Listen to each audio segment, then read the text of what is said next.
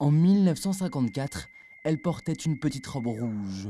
Aujourd'hui, Martine a quitté ses amis de la ferme pour vivre de nouvelles aventures à Venise.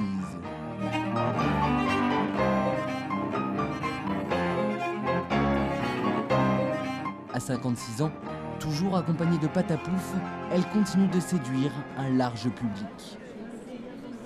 C'est la petite fille parfaite, gentille, qui a tout ce qu'il faut, etc.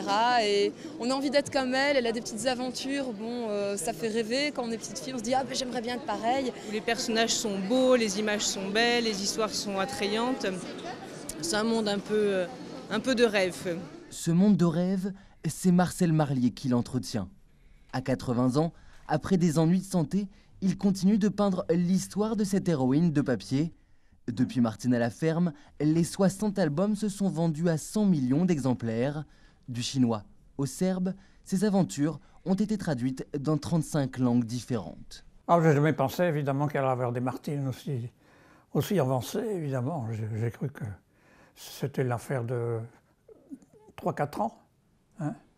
Depuis la mort de Gilbert Delahaye, l'auteur des textes de Martine, c'est le fils de Marcel qui a repris l'écriture. Il choisit le thème d'une nouvelle aventure en harmonie avec son père.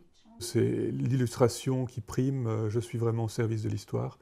Donc c'est vraiment ça mon but, faire quelque chose dans lequel lui, après, va passer 9 mois de sa vie à illustrer, et donc il doit prendre plaisir à ça.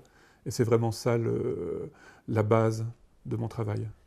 Des aventures qui ont même touché les plus grandes stars. Michael Jackson a souhaité racheter l'ensemble de la collection de Marcel Marlier.